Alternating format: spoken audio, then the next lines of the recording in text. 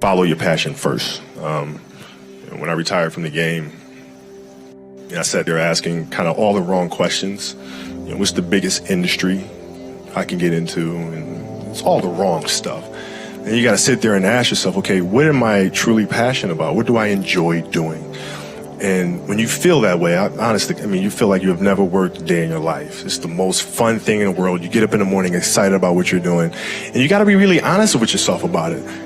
If you wake up in the morning and you're dreading going to work, dude, do something else. Right. Do something else. And those are hard decisions to make. But when you make those decisions, it's a very liberating experience. And you find out that the rewards will come. I think the best way to prove your value is to work, is to learn, is to absorb, to be a sponge. But you always want to outwork your potential. As hard as you believe you can work harder than that. And that's what I tried to do when I first came in the league. But basketball is such a direct competition sport. And me coming in at 17, I hated when my teammates would say, I get hit with an elbow, right? Shaq would hit me with an elbow in practice. And Nick Van Exel would come up and say, "Are you okay?" I'm like, what? Are you okay? What the hell's wrong with you? So I always had that extra chip on my shoulder. So every day in practice for me was really trying to annihilate everybody that I was playing against. Because I wanted to prove you don't need to babysit me. I'm fine, And so it's always that competitive nature, the work ethic, and curiosity. Because I asked a lot of questions. Playing with Bryant Scott, I asked him a lot of questions. Eddie Jones, who was great at chasing guards off the screens, and I didn't understand how to do that. I would sit with him before practice, after practice. Magic, all the Laker greats, I would always sit down and just ask them questions about certain games that I studied growing up. What actually happened there? What did you feel there and why? We were playing against the Lakers, Tom, and we were out here in LA. So the game was at 7. I was like, you know what? I'm gonna come to the Staples Center because we're playing. This is when the Lakers had Kobe and Shaq. Okay, this is like the championship Lakers. So I'm gonna get there at 3 o'clock, and I want to make sure I make 400 made shots before I go back into the room, and then I sit in the sauna and I get ready for the game. So, get in the car, get to the gym, get there, and as I'm walking onto the court, who do I see? I see Kobe Bryant, already working out. So once I set my foot across that line, I started working out. And so I worked out for a good hour and a half. And when I came off, after I was done, I sat down, and of course I still heard the ball bouncing. I looked down, I'm like, this guy's still working out. He was working out for it looks like he was in a dead sweat when I got here. Right. And he's still going. And it's not like his moves are nonchalant or lazy. He's doing game moves.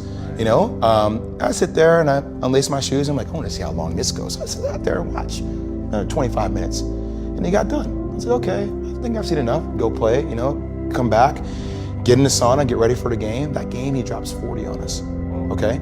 And after the game is over, I'm like, I have to ask this guy. I have to understand, why he works like that. Right. So after the game is over, I'm like, hey, Kobe, why were you in the gym for so long? He's like, because I saw you come in. And I wanted you to know that it doesn't matter how hard you work, that I'm willing to work harder than you. If your job is to try to be the best basketball player you can be, right? To do that, you have to practice, you have to train, right? You want to train as much as you can, as often as you can. So if you get up at 10 in the morning, train at 11, right? 12, say 12, train at 12, train for 2 hours, 12 to 2. You have to let your body recover. So you eat, recover, whatever. You get back out, you train, start training again at 6. Train from 6 to 8, right? And now you go home, you shower, you eat dinner, you go to bed, you wake up, you do it again, right? Those are 2 sessions. Right? Now imagine you wake up at 3, you train at 4, you go 4 to 6, come home, breakfast, relax, blah, blah, blah. Now you're back at it again, 9 to 11, right? You relax, and now all of a sudden you're back at it again, 2 to 4, and now you're back at it again, 7 to 9. Look how much more training I have done by simply starting at 4, right? And so now you do that, and as the years go on, the separation that you have with your competitors and your peers just grows larger and larger and larger and larger and larger. And by year 5 or 6, doesn't matter what kind of work they do in the summer, they're never going to catch up because they're 5 years behind. Right? So it makes sense to get up and start your day early because you can get more work in. If I start earlier, I can train more hours. And I know the other guys aren't doing it because I know what their training schedule is. Right? So I know if I do this consistently over time, the gap's just going to widen and widen and widen and widen and widen, and they won't be able to get that back. So to me, it was just common sense. I'm like thinking, how can I get an advantage? Oh, start earlier. Yeah, let's do that.